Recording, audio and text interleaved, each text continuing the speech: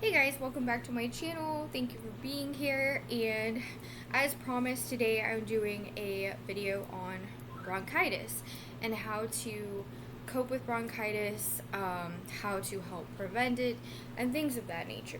So, when it comes to bronchitis, I have been getting it fairly frequently, and by frequently I mean a few times a year, give or take. I have been getting it frequently since 2012. And so basically, what happened was in 2011, I had a tonsillectomy when I was 20 years old, almost 21. And so at the time, I really didn't, I knew that once you have a tonsillectomy, you can get more chest infections easier, and that colds can more easily turn into bronchitis and stuff like that. Like, I was already aware of that.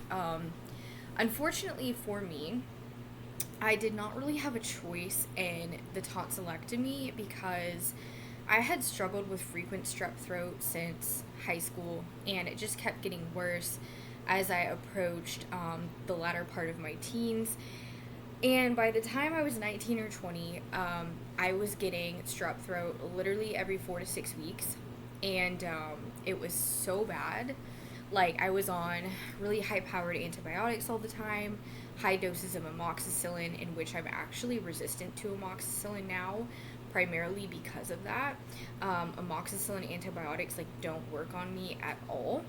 And so I just took so many antibiotics. I would get so sick, and it was just awful. It was really interfering with my life, and not only the antibiotic usage, but towards the end, it would just get worse every time. And at one point, I had fever like almost 105, and my tonsils were so scarred up and in such bad shape that they were literally, I know this sounds really gross, it's TMI, but they were actually falling apart.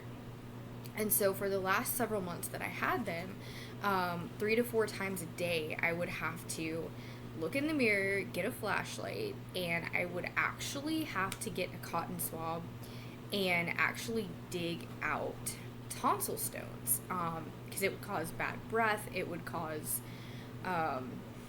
it was just awful. And sometimes it would even like make it a little bit hard to breathe, especially when I was sleeping. I was starting to develop sleep apnea. Like, it was awful. So for those of you that don't know what tonsil stones are, they are essentially, they can be food particles, but they are usually um, white blood cell accumulations from infections and stuff that will accumulate in your tonsils, and they can show up as these little white chunks of white blood cells, essentially. So they're just like, it looks kind of like food, but they can smell really bad. The texture is kind of like food, but I would have to do that a few times a day. Get a cotton swab, dig in, get them all out. And it was absolutely disgusting. And the tissue of the tonsillar tissue was so broken up that it was like literally falling apart. I'm not even kidding you. Like, if I were to choke at all, like, I probably would have died. And so it was actually starting to become like a matter of like life and death at that point. So I saw an ear, nose, throat specialist, and at the time I was even more natural than I am now. And I was like, I don't want a tonsillectomy. I need these tonsils. And he was like, I'm sorry, but there is nothing else I can do for you. So I waited, and a few weeks after that, I had another really bad bout of tonsillitis. And at that point, I was like, okay, I don't have a choice anymore. I'm just going to have to get them out. So I did.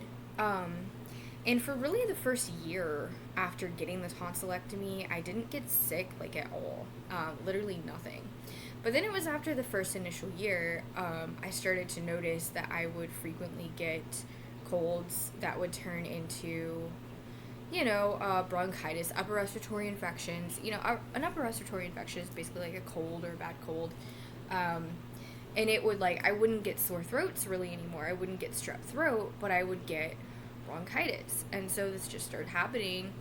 And So, like, I had some bouts that were pretty bad in my early 20s, and back then I would wait a really long time before I would go see a doctor because I would try really hard to naturally combat the infection with all kinds of different things. And now there were some times I was successful, a couple of times, but more often than not, I would eventually end up having to go see a doctor and get some antibiotics, if not steroids on top of that. And so since then, I have had this problem. And so whenever the COVID pandemic started, and I started wearing a mask pretty much everywhere except outside, anywhere indoors. And I still actually do to this day. Like, I pretty much always wear a mask indoors. Um, and so, like, if I'm going to the store or whatever, and so, like, I didn't get sick for quite some time. Like, I guess I had, like, a cold, like, right when the pandemic was starting. And after that, like, I didn't get sick for literally, like, I want to say it was, like, 15 months or something. It was a really long time. And so, just about, let's see, maybe, like, 5 or 6 months ago, I started, finally getting sick again.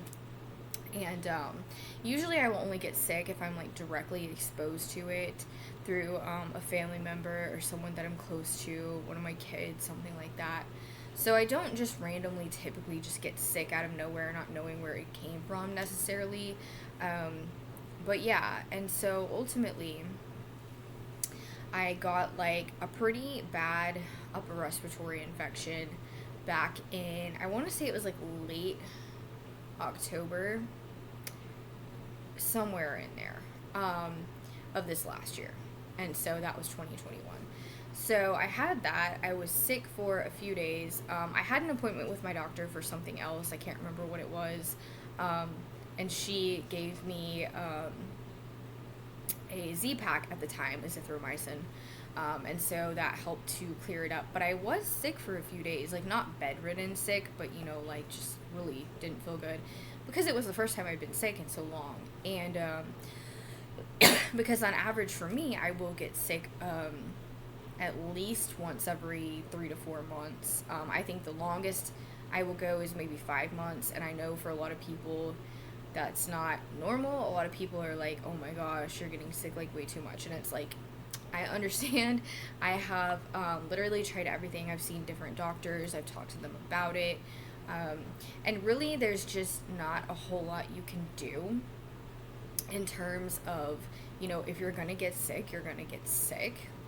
But you can definitely continue to do your best and continue to search for ways to improve different aspects of your health. And so for me, that's what I've always done since I've had the tonsillectomy. Now, I know I'm a little bit all over the place here, but the tonsillectomy, basically once you have your tonsils removed, they are a part of your immune system. And a lot of, Western medical doctors will like to tell us that, hey, you don't need your tonsils. They really serve no purpose. And the truth is, that's not true. And it's like I like to say that God doesn't make mistakes, that they're there for a reason. They are part of the lymphatic system, and they catch a lot of debris. They catch a lot of infection. And so when they are not there, it is essentially very common that people who do not have tonsils will tend to get bronchitis and chest infections easier. And if not bronchitis or pneumonia, I mean, it can be something as simple as, having a chest cold instead of a head cold, things of that nature. And so, so that's really all I have to say about, the tonsils not being there. And I think it's, I hope that makes sense. But the simple truth of the matter is, yes, they are important. Yes, you should keep them if you can. But if you're in a situation where you're constantly on antibiotics, or your tonsils are falling apart like mine were, they're really big, they're really scarred up, in that case, it's not worth it to hold on to them, because they can do certainly more harm than good. And that was the case for me. And so I don't regret having the tonsillectomy, but we all have something, like I always say, and nobody's health is absolutely 100% perfect. And that's okay. We are imperfect beings. And the important thing is just not giving up and constantly working toward better. So I've tried so many different things in terms of trying to um, help out with my bronchial health, my lung health. I take a whole lot of supplements. I do a lot of exercise. I do walking. I do qigong.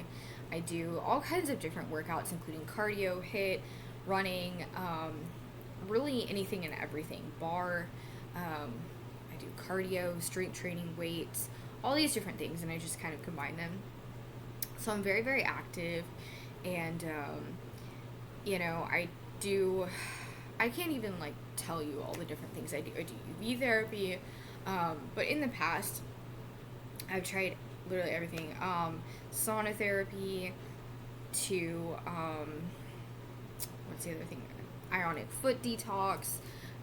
Everything from colon hydrotherapy to there are just so many things. Like I can't even begin to tell you. Massage, red light therapy, all these things. And supplements the same way. I've tried many different herbs, many different supplements, herbal combinations, etc., and still have yet to find anything to truly prevent me from getting these fairly frequent bouts of bronchitis.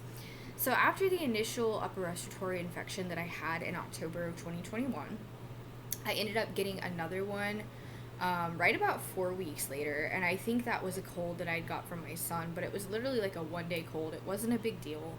And then I had something else, I think, which was like December or January. So I got sick a few times in a pretty short amount of time, but they were all fairly mild, and I want to say the third time it was also kind of like a one-day cold kind of thing, like it was just over.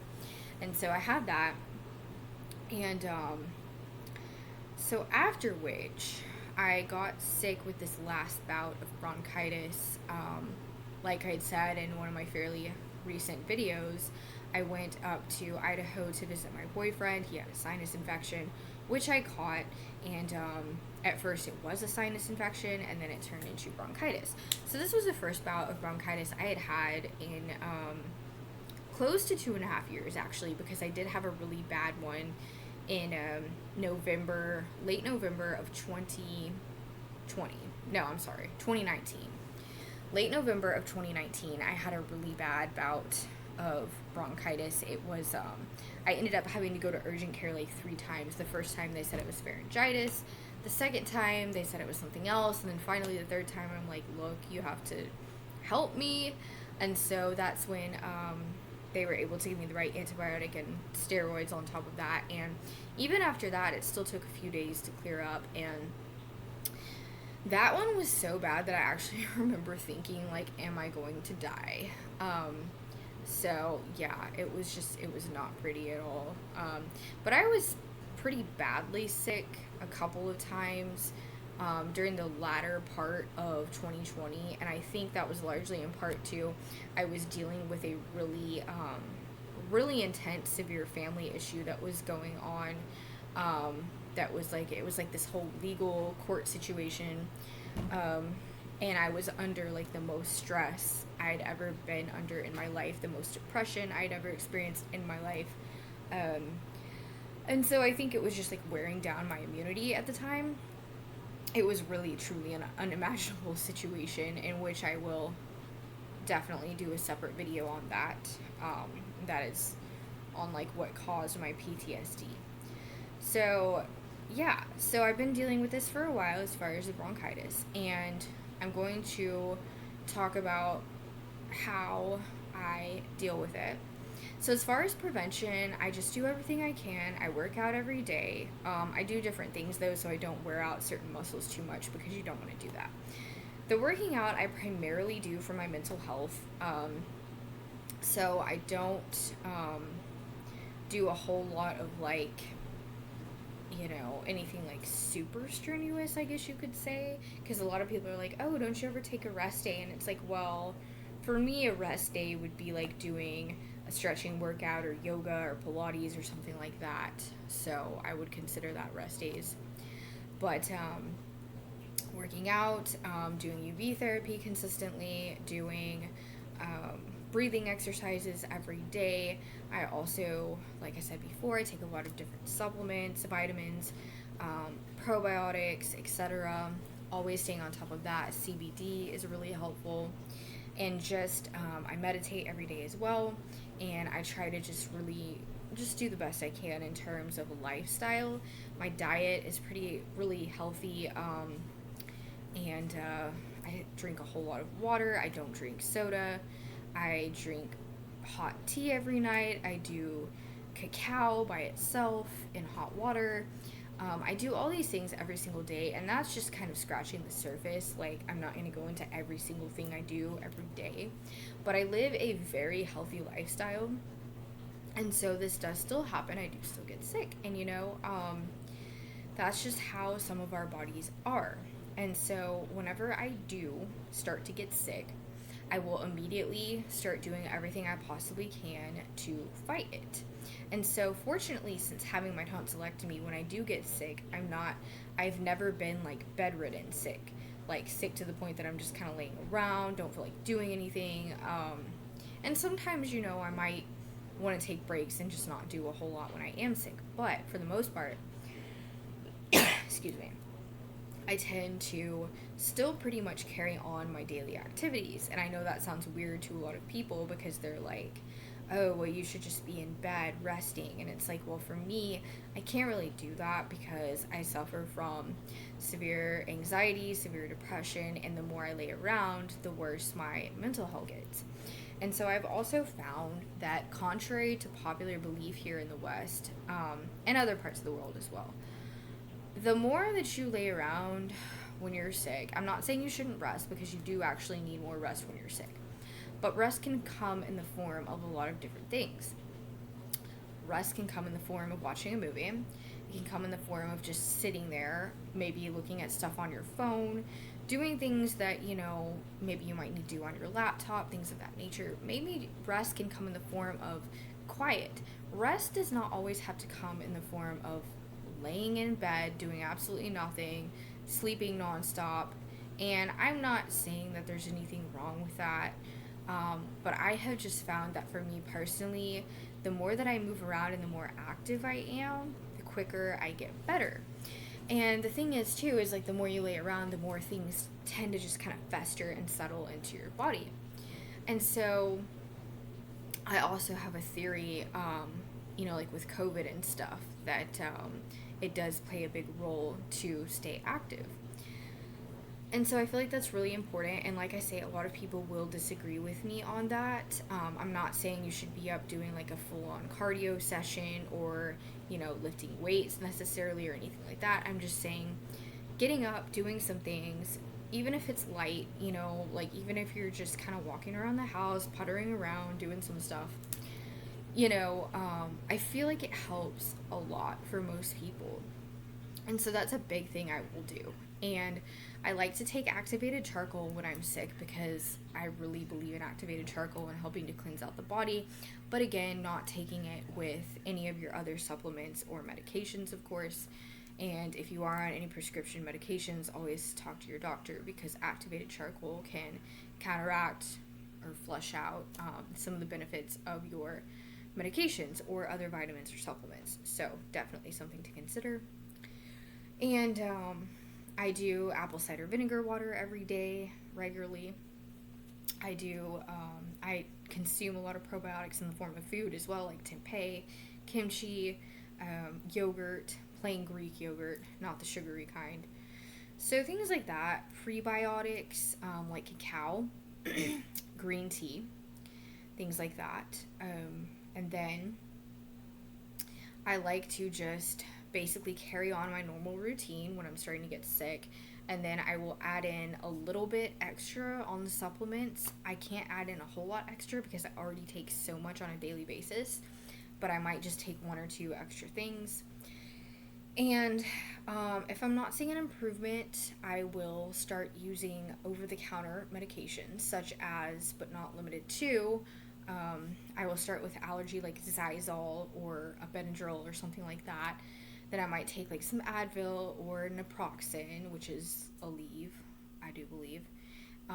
Some Tylenol, things like that. Like I will start taking stuff like that, maybe some over-the-counter cough syrup, guaifenesin, to help cough things up. I don't like to take cough suppressants because they can kind of like suppress the mucus from coming up from the chest, and you really don't want that if you are experiencing a chest type infection. So guaifenesin is a really good, probably the number one thing I would recommend for people that are having issues with mucus in the chest congestion in general. So because you want to get it up, you want to cough it up, you don't want it to stagnate. Things like contrast showering, which I do every day anyway, cold hot showers, alternating cold plunges. You can do some sauna therapy if you feel up to it, some UV therapy, all the things I normally do. Foot soak, soaking in your bathtub with some Epsom salt, some sea salt, some baking soda, a combination of them, things like that. So if I still don't see an improvement, I will, excuse me, essentially wait. I will also use a nebulizer, and I did a recent video on nebulizing sodium chloride saline solution, and sometimes I will use albuterol treatments depending on the severity of what's going on. I'll usually start by trying the saline, and so I pretty much have been doing the saline every single day since I got sick this last time, and I just add in like a few drops of essential oil. So you want to do your research on that, and make sure that you're being careful in terms of nebulizing your essential oils. But I will do that. I have a little bit of like this Vicks Vapor Rub stuff that I will use the nebulizer as well. So I'll do a treatment every night, which really, really does help, I will say. So I think I'm going to use that as a preventative as well from this point forward. But all of those things. I do also have albuterol inhalers, and so those can be used as well, and I try not to use those unless I absolutely have to. I really don't like to take any prescription medications, utilize them if I don't have to, but like I've said before, I'm not against it. I feel like whatever you have to do to take care of yourself and your own body, I feel like people shouldn't judge that. And so I do all those things, and then if it gets to be a couple days, I just basically judge it on the way that I feel. So if I start feeling really, really bad and nothing is helping me, I just go to urgent care, and I just, have them, prescribe me either a steroid or an antibiotic or both. I try to, if at all possible, go with a steroid before an antibiotic, but it really just kind of depends on how severe the infection is. And so this last time, I was misdiagnosed with the flu the first time, and then I went back to urgent care a couple days later because I was getting worse, still running fever, and that's when I finally got the bronchitis diagnosis after having chest x-rays, and my lungs were clear, but for the most part, but they were just like hyperinflated, which I do believe was due to anxiety because I was getting my chest x-rays, and every time the technician was like, take a deep breath, I was overinflating. I was like breathing in as much as I possibly could, and I have a pretty decent lung capacity, so and I was having a lot of anxiety, so I think that's what was going on there. But I was able to get a Z-Pack and a Medrol pack, which is a steroid pack, and then some and an albuterol inhaler. But I already have a lot of those laying around the house because my son has asthma. And so these are just kind of the things that I do when when I'm trying to feel like I'm getting sick, trying to ward it off. And then what I do, if I feel like I can't get any better, I do go get help. I know everybody's different. Some people don't do that. When I was younger, say mid-20s, I would wait a lot longer. And the last time I waited too long, I ended up with a mild case of pneumonia, fever 104, really, really sick. And I think I was probably about 25 when that happened. And after that point, I stopped waiting. Because that is the thing about bronchitis, is if you let it go, it can definitely potentially turn into pneumonia. So yeah. Anyways, those are the things that I do. I don't feel ashamed for having to take whatever I have to take to get better. Usually I start getting better pretty much immediately. I will point out that if you are going to take an antibiotic, there are two that I recommend. And the best antibiotic, I've been told this by many doctors, including some clients I've had in the past that were doctors as well. A Z-Pak, azithromycin, is the absolute best antibiotic you can take for your body. It kills off a lot less of your good bacteria, and it's just a lot gentler on your body and better on your body overall than taking something like amoxicillin or any of the other antibiotics out there. So a Z-Pak is going to be the absolute best thing. So I try to do a Z-Pak most of the time, but secondly, I also recommend doxycycline. Doxycycline is very broad spectrum. It's used for many different things, from urinary tract infections to stomach infections like food poisoning to upper respiratory, bronchitis, pneumonia, all of these things. Very broad spectrum, even like skin conditions.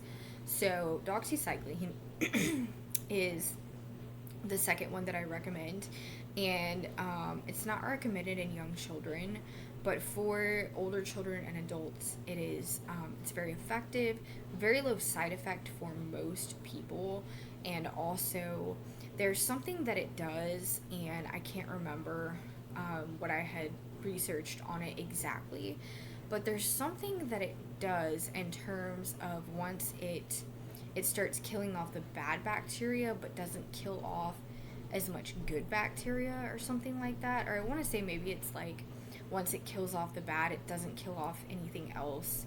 And so it's something in terms of that. But doxycycline is definitely my second recommendation. And like I always say, I'm not a doctor. This is not medical advice. This is just me. And so when it comes to the steroids, I pretty much take whatever I can get to get better. And what I will do after I do get sick and I've taken these medications, the antibiotics, the steroids, whatever it is, finish all that out and I'm better, I will do quite a bit of detoxing my body and just trying to, I will do a pretty good cleanse and try to get all that just out of my body, because pharmaceuticals can be harsh on the body. So I do that and try to just reset my body. And that's really all I do at this point. And so I do constantly still look for ways to improve and to get sick less. And so if you have any recommendations, definitely feel free to comment them below. Definitely feel free to reach out to me with a message on any of my platforms. And I would be happy to hear whatever suggestions you might have, or if you've experienced something similar, someone that has, and maybe what they used or use. I'm always open to getting new ideas, because obviously this is not something I enjoy living with. So anyways, this is my portable nebulizer. It comes with a mouthpiece too, but I don't really use it. So I utilize this. You can charge it up. And I use it kind of like just whenever I can be talking to someone, I can be on the phone, I can be doing whatever while I'm using this, just like hold it up with one hand or, whatever. And it really does help a lot. So I do usually, though, use my son's nebulizer, which is a machine that has like a mask on it, and then I can just like do more stuff, on my hand, because I have both hands like on my phone or whatever while I'm wearing that. So anyways, but I hope this video might help somebody. Like I say again, if you have any suggestions or ideas, feel free to let me know. And again, a tonsillectomy does come with a cost usually. I do know a couple of people that have had tonsillectomies that don't really notice anything different, or maybe haven't had much of an issue. But for the most part, by and large, most people that I know that have had a tonsillectomy do definitely tend to get more bronchitis, chest colds, and things of that nature. So, yeah. Anyways, if you can keep your tonsils, keep them, but if you can't, don't be afraid to let them go, because I would much rather be dealing with what I deal with now than dealing with what I was dealing with before I had them out. So I will see you guys in my next video. I thank you for listening in. Don't forget to subscribe if you like the video if you like it, and feel free to share my videos with anyone that you feel like might could benefit from any of them. I'm trying to work on a schedule in terms of the different types of videos I upload during any given week.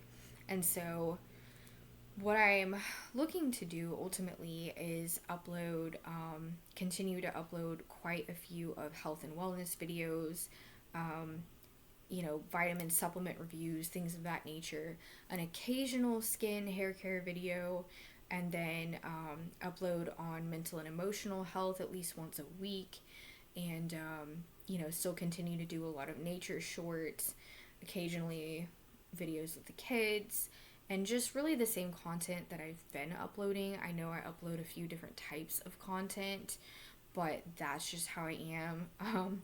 If that means I have fewer subscribers, I'm fine with that, but I do want to let everyone know that I'm working on just kind of sticking to, keeping the same content, but yet just trying to consistently upload my different types of content. So, anyways, again, I will see you guys in the next video. Bye.